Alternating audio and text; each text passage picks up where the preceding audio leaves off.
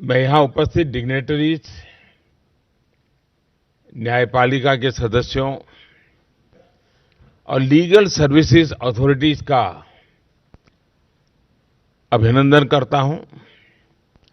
साथियों, जब न्याय सबके लिए एक्सेसिबल होता है, टाइमली होता है, जब न्याय सोशल या फाइनेंशियल बैकग्राउंड देखे बिना हर व्यक्ति तक पहुंचता है, तभी वो सामाजिक न्याय की नींव बनता है। लीगल एड इस बात में बहुत महत्वपूर्ण भूमिका निभाती है कि न्याय सबके लिए एक्सेसिबल हो। नेशनल लेवल से लेकर तालुका स्तर तक लीगल सर्विसेज अथॉरिटीज, न्यायपालिका और सामान्य मानवी के बीच सेतु का काम करती है। मुझे संतोष है कि आज लोक अदालतों और प्री लिटिगेशन सेटलमेंट्स के माध्यम से लाखों विवाद जल्दी, सौहार्दपूर्ण और कम खर्च में सुलझाए जा रहे हैं। भारत सरकार द्वारा शुरू किए गए legal aid defence council system के तहत केवल 3 साल में लगभग 8 लाख क्रिमिनल केसेस का निपटारा किया गया है। सरकार के इन प्रयासों ने देश के गरीब, दलित, पीड़ित, शोषित, वंचित को ईज ऑफ जस्टिस सुनिश्चित किया है। साथियों, पिछले 11 वर्षों में हमारा ध्यान लगातार ईज ऑफ डूइंग बिजनेस और ईज ऑफ लिविंग पर मजबूती के साथ हम कुछ न कुछ कदम उठा रहे हैं।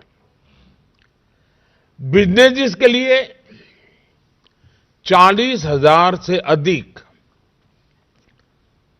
अननेसेसरी कंप्लायंसेस को हटाया गया है। जन विश्वास एक्ट के माध्यम से 3,400 से ज्यादा कानूनी धाराओं को डीक्रिमिनलाइज किया गया है। 1500 से अधिक अप्रासंगिक और पुराने कानून रद्द किए गए हैं। दशकों से चले आ रहे पुराने कानूनों को अब भारतीय न्याय संहिता से बदला गया है। और साथियों, जैसा मैंने पहले भी कहा है, ईज ऑफ डूइंग बिजनेस और ईज ऑफ लिविंग तभी संभव है जब ईज ऑफ जस्टिस भी सुनिश्चित हो। पिछले कुछ वर्षों में ईज ऑफ जस्टिस को बढ़ाने के लिए भी कई कदम उठाए गए हैं और आगे हम इस दिशा में और तेजी से जाएंगे। साथियों, इस साल नालसा यानी नेशनल लीगल सर्विस अथॉरिटी के 30 वर्ष पूरे हो रहे हैं। इन 3 दशकों में नालसा ने न्यायपालिका को देश के गरीब नागरिकों तक जोड़ने का बहुत महत्वपूर्ण प्रयास किया है। जो लोग लीगल सर्विसेज अथॉरिटीज के पास पहुंचते हैं, अक्सर उनके पास न रिसोर्सेज होते हैं, न रिप्रेजेंटेशन होता है और कभी तो उम्मीद भी नहीं होती। उन्हें उम्मीद और सहायता देना ही सर्विस शब्द का सच्चा अर्थ है और नालसा के नाम में भी ये मौजूद है। इसलिए मुझे पूरा विश्वास है कि इसका हर सदस्य प्रेजेंस और प्रोफेशनलिज्म के साथ अपना काम जारी रखेगा। साथियों, आज हम नालसा का community mediation training module launch कर रहे हैं। इससे हम भारतीय परंपरा की उस प्राचीन विद्या को पुनर्जीवित कर रहे हैं जिसमें संवाद और सहमति के माध्यम से विवादों का समाधान किया जाता था। ग्राम पंचायतों से लेकर गांव के बुजुर्गों तक मीडिएशन हमेशा से हमारी सभ्यता का हिस्सा रही है। नया मीडिएशन एक्ट इसी परंपरा को आगे बढ़ा रहा है, उसे आधुनिक स्वरूप दे रहा है। मुझे विश्वास है कि इस ट्रेनिंग मॉड्यूल के माध्यम से कम्युनिटी मीडिएशन के लिए ऐसे रिसोर्स तैयार होंगे जो विवादों को सुलझाने, हार्मनी बनाए रखने और मुकदमेबाजी को कम करने में मदद करेंगे। साथियों, टेक्नोलॉजी निश्चित तौर पर एक डिसरप्टिव शक्ति है, लेकिन अगर उसमें प्रो पीपल फोकस हो तो वही टेक्नोलॉजी लोकतांत्रिकरण की शक्ति बन जाती है। हमने देखा है कि कैसे यूपीआई ने डिजिटल पेमेंट्स में क्रांति ला दी।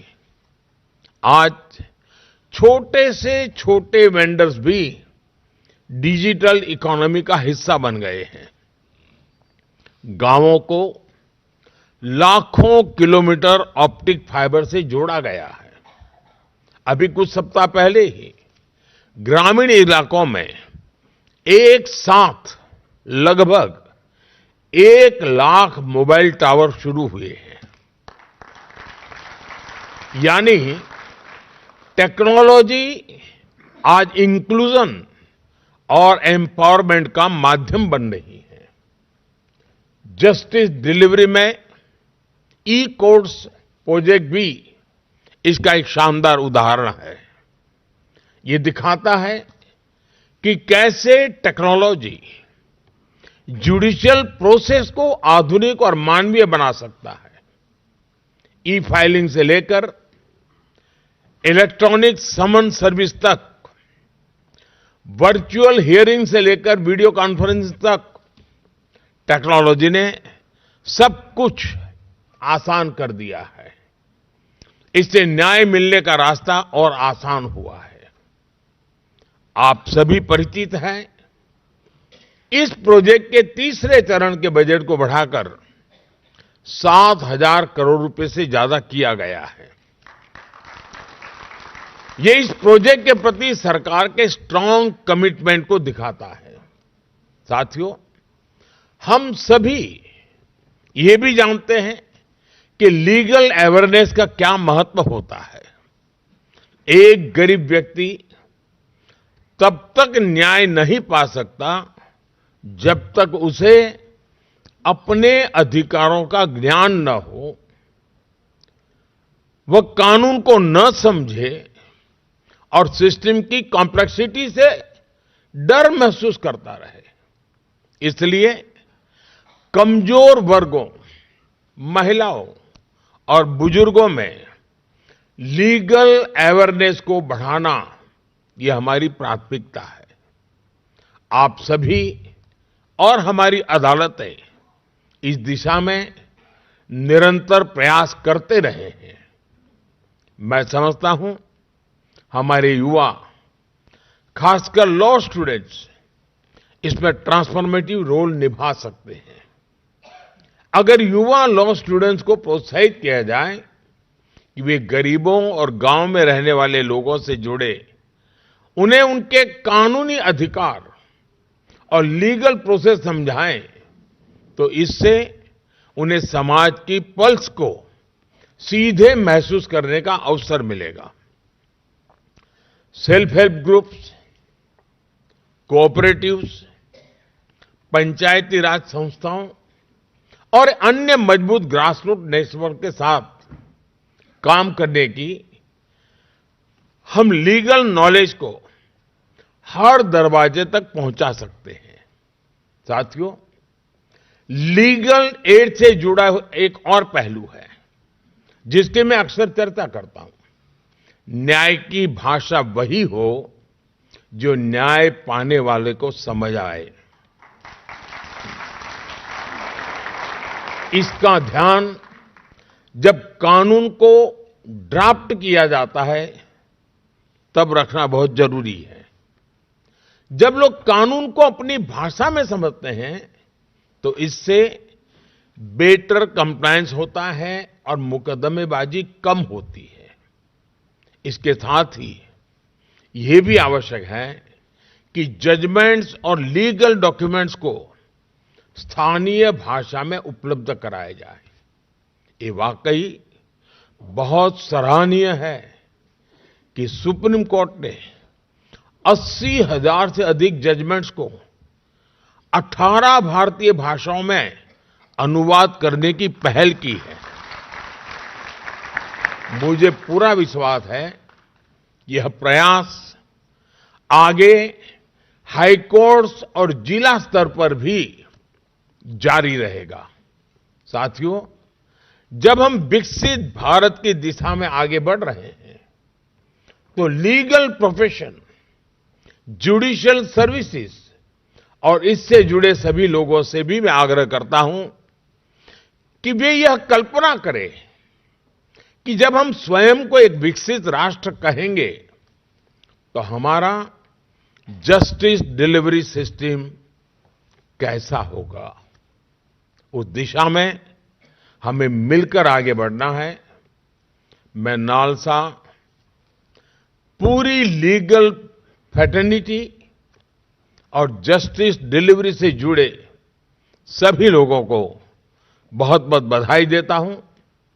मैं एक बार फिर आप सभी को इस आयोजन की शुभकामनाएं देता हूं और आप सबके बीच आने के लिए मुझे जो अवसर दिया उसके लिए भी मैं आप सबका बहुत बहुत आभारी हूं। धन्यवाद।